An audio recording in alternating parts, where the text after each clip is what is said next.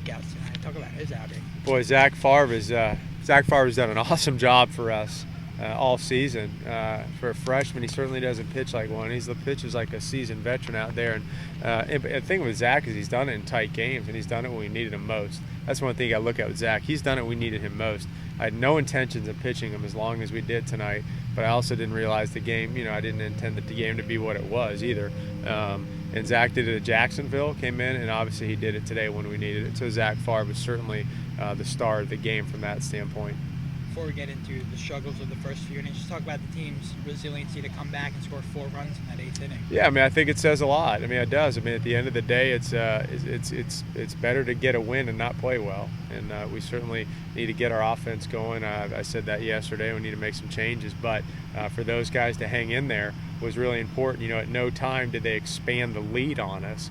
And obviously Zach did a great job with that. He didn't allow it to be expanded, and that was huge. It gives you, everybody knows you're just a hit away. You're a hit away. You're a hit away, and we just kind of relaxed. And I wouldn't say relaxed. I would just say it was pitch to pitch, and we hung in there and did a good job. So I am proud of those guys that we hung in there and got it at the end. And but obviously we need to get better. Their pitcher had a 28 ERA coming into the game, almost throws a gem against you guys. Well, first of all, their pitcher did a fantastic job. He really did. They did a great job, pitched great against us. And listen, the guy was, I don't care what he's done in the past. I know what he did tonight, and that guy was throwing 3 pitches for strikes and was getting ahead in the count. And, listen, it's tough. When you've got guys like that, left-handed pitchers, and that command 3 pitches, kind of like Brian Atkins, a lot of ways. He did a really good job, though.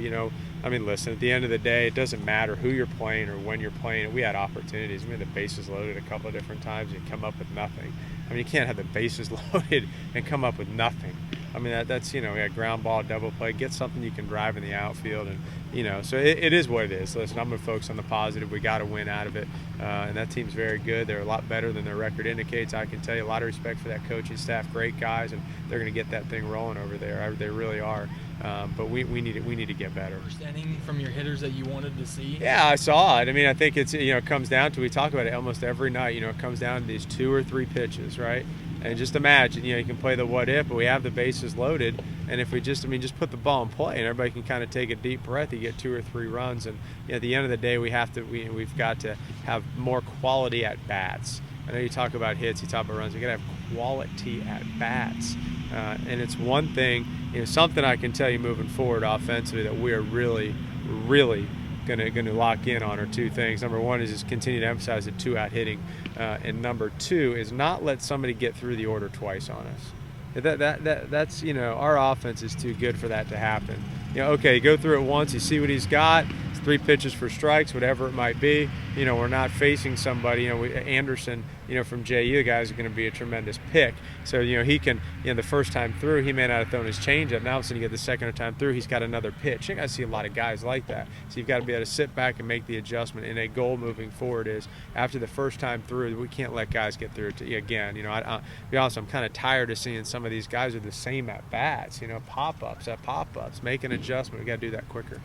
Coach, talk about going to Columbia, staying here, playing a 4-game series with Columbia. How big is that for you guys? Well, I tell you, it's a challenge. I'm glad we're at home, but it's a challenge. Listen, Columbia is good. I just told those guys, I said, listen, there's no more midnight rule. It's a 9 o'clock rule, whatever time it was out there. And I said, I'm done with these 2 games. They need to be 2, and we're moving on to Columbia. And I'm going to tell you something. Columbia's got an outstanding team. I don't know if you've seen the scores. I don't care if their record is. They played Lamar tough. They beat Arizona at their place. They've got 3 outstanding arms that can pitch anywhere in the country. They're good.